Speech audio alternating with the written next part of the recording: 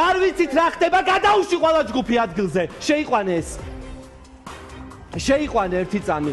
არ ვიცი თავდასხმა მოხდა მაკა ჩიხლაძეზე. ბევრი ფიქრი ვერ მოვასწარი, იმიტომ რომ აი რამდენიმე წამში უკვე ვიგრძენი რომ ძირს დამაგდეს.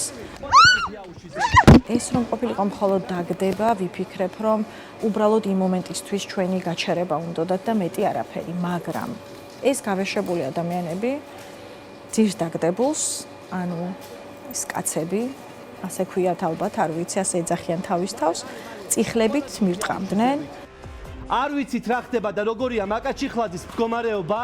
წამის მიასეჩი ხდება ყველაფერი, უცებ დავინახე რომ მაკას წვდნენ და დააგდნენ. მე გადმოვიდნენ ჩემკენ და ჯერ კამერა წამართვეს, კამერა წართო რო არ გადამეღო, რაც მოვასწარი და კამერა გამოირთო და დაიწყო ჩემი ცემაც. ერთადერთი რაც დღემდე ემოციებს აღმიძრავს არის გიორგის ხმა. როდესაც ვუყურებ ვიდეოს და გიორგის ხმა რომ ესმის, რომ ცემენ, არც ჩემს კადრზე მაქვს ეგ რეაქცია და არაფერს, მხოლოდ მაკაზე, იმიტომ რომ არის წარმოუდგენელია. და ეს ჩვენ დავდგით.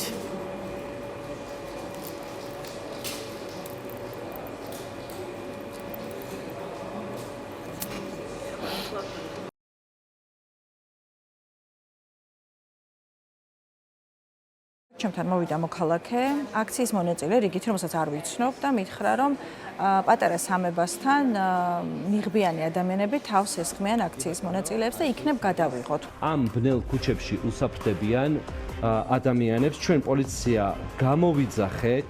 ეკლესიას მივუახლოვდით თუ არა, რა თქმა უნდა მათაც დაგვინახეს რომ კამერით მივდიოდით და გამოცვიდნენ ეკლესიის ეზოდან, ლაივში ვიყავით და ეს კადრიც შემორჩა მაშინ. რომ ეს ნიღბიანი ადამიანები გარბიან და მე და გიორგი მივსდევთ და ვეკითხებით ვინ ახართ, რა გინდათ, რატომ ცემთ ამ ადამიანებს. მათ ძალიან კარგად ჰქონდათ გათვლილი სად როგორ უნდა დამალული იყვნენ, იქ ვიწრო ქუჩებია და გაიფანტნენ და ისე შეძრუნენ სხვადასხვა ეზოში და ამიტომ მოვბრუნდი ისევ რახან ლაივშიც ვიყავი, რომ მეტი ინფორმაცია მიმეწოდებინა მაყურებლებისთვის. მაკასთან გავიდეთ კავშირზე. ჩვენ ვიცით, რომ აქციების დროს განსაკუთრებით მაშინ თითქმის ყველა კვეთაზე იდგა, ყველა პატარა ქუჩაზე ავტომობილი, საპატრულო და არა ერთი.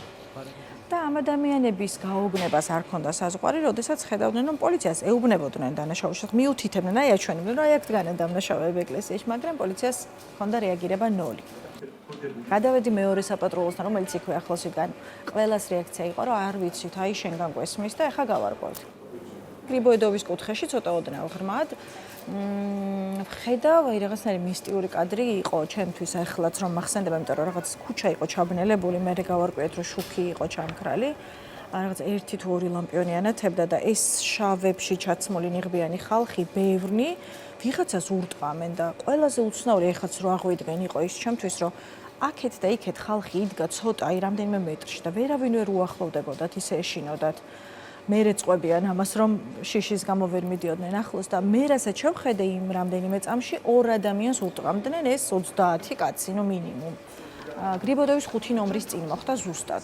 თან მივდივარ და თან ვფიქრობ რომ ანუ ძალიან საშიში ადამიანები არიან აშკარად, მაგრამ აი 2 პატრულის ეკიპაჟი დგას აგერ. აი რამე რომ მოხდეს ალბათ, მაგრამ იმის გაზრება ვერ მოვასწარი რომ თუ ესენი რეაგირება შეეძლოთ, აი ამ ადამიანს რომ ურტყამენ, ამაზე რატო არ რეაგირებენ? ანუ მგონია რომ ეს ყველაფერი ეხლა ხდება და აი ჯერ ვერავინ ვერაფერი ვერ მოასწრო, მოვუსწარით ჩვენ რა. ხელი კამერას! მე არ ვიცოდი ეს ადამიანი მაშინ ვინ იყო, მე გავიგე რომ ეს იყო გიორგი მახარაძე მსახიობი.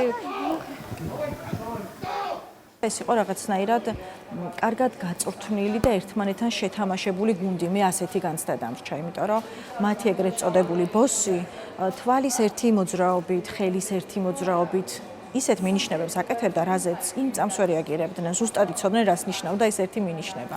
როგორც კი კამერა დაინახეს, მაშინვე მიატოვეს გიორგის ცემა და გაუშვეს და წამოვიდნენ ჩვენსკენ. ოღონდ ყველა არა, რამდენიმე პირი წამოვიდა, ერთი განსაკუთრებით აქტიურობდა და მისი მთავარი მიზანი იყო, რომ ოპერატორი გაენეიტრელებინა და ნუ ჩემი მთავარი მიზანი იყო, რომ ოპერატორთან ახლოს არ მისულიყო და ვეუბნებოდი, რომ კამერას მოშორდი, ანუ არ მოხდა, ვინ ახართ, რა გინდათ? ხელი არ მოკიდო, კამერას ხელი არ მოკიდო.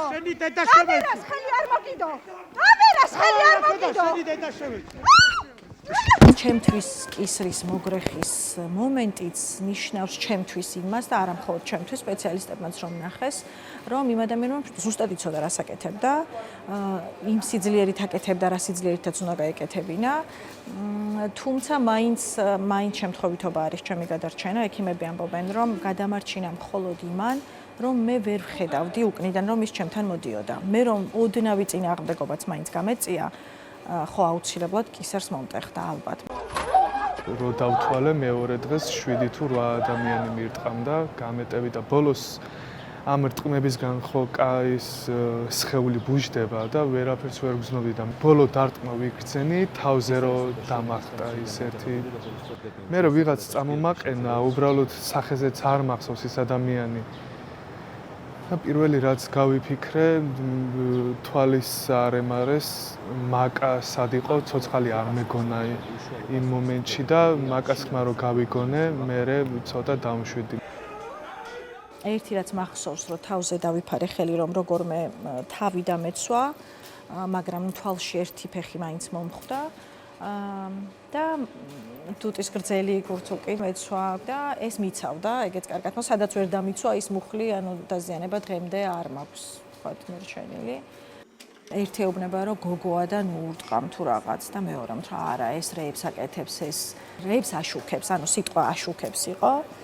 და თითქოს ეს ისეთი არგუმენტი იყო ქვასავით, რომ აი აუცილებლად უნდა გაიგრძელებინათ ჩვენი ცემა. აი ამ ცემის დროს სუსტად ხვდებოდი, რომ უარესი სჭირდა გიორგის.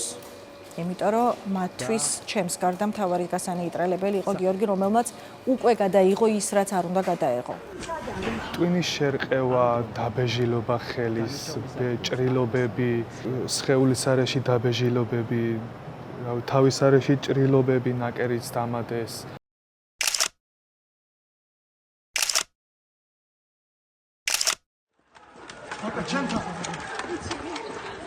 გიორგი რომ დღეს ცოცხალია და ხერხემლის უმძიმესი დაზიანება არ აქვს, ეს არის მთლიანად ჩართვის აპარატის დამსახურება, რომელიც ზურგზე ეკეთა. მახსოვს, რომ პირველი რაც გამახსენდა, სად არის პოლიცია, რომელიც აქ იყო, მე რომ მოვედი. ეხლა ალბათ მანქანიდან გადმოდიან. აი ხა 5 მეტრია და გაივლიან და მოვლენ. ანუ სულ მქონდა ეს განცდა, რომ პოლიცია მოვიდოდა და ჩემთვის იყო აი ამ თავდასხმაზე უფრო მეტად შოკის მომგვრელი, რომ ვიკითხე პოლიციას, სად არის, მითხრეს, რომ წავიდნენ შემთხვევის ადგილიდან.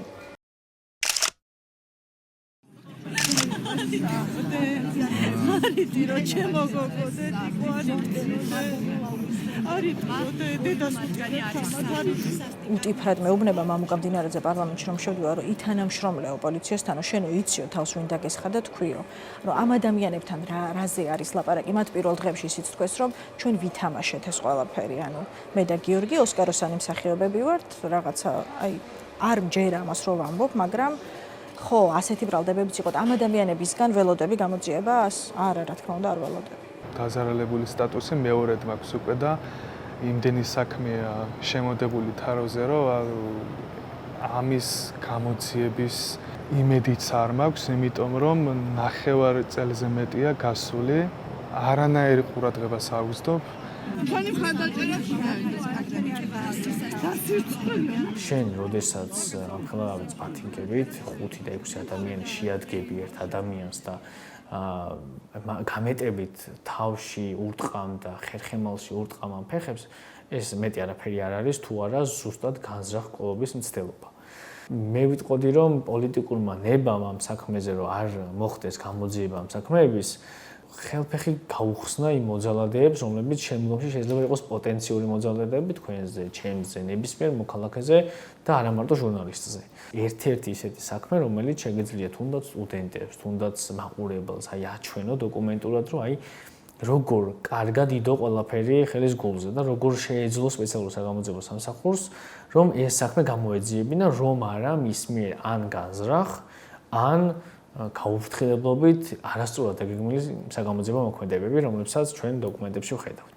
ყველგან კამერებია, უზენაესი სასამართლოა ახლოს, კონსერვატორია, რავი, ბევრი ობიექტი, სადაც კამერებია. რა უნდოდა ამ ადამიანების იდენტიფიცირებას, მით უმეტეს მე გამოძიებას მივაწოდე ინფორმაცია, რომ ისინი გრიბოედოვის კუთხემდე ჩამოვიდნენ ნიღბების გარეშე, მერე გაიკეთეს ნიღბები. სპეციალურმა საგამოძიებო სამსახურმა, როგორც კი გავრცელდა ეს ძადული ფაქტები, მალევე მიიღო ინფორმაცია იმ პირების შესახებ, რომლებმაც შესაძლოა აღნიშნული დანაშაული ქმედება განახორციელეს. სისხლის სამართლის საქმისთვის მნიშვნელოვანი მტკიცებულები ვერ იქნა ამოღებული. ეს არ იყო შეცდომა, ეს იყო გაცნობიერებული ქმედება იმისათვის, რომ აღნიშნულ პირებს საშუალება ქონოდათ თუ რამე მტკიცებულები იყო მათთან, ეს მტკიცებულები გაენადგურებინათ. მაკა ჩიხლაძესა და ოპერატორ გიორგი შეწირულზე თავდასხმის ფაქტი. დაიდგა საზოგადოებისთვის სპექტაკლი, რომ ეს გადაიღეს ჩხრეკები იქ, დაიბარეს მათთან საგამოძიებო სამსახურში. მათ მოახსენეს ტელეფონის საშუალებით, რომ ამ საქმესთან დაკავშირებით იყვნენ დაბანებულები, რომ გამოკითხვაზე.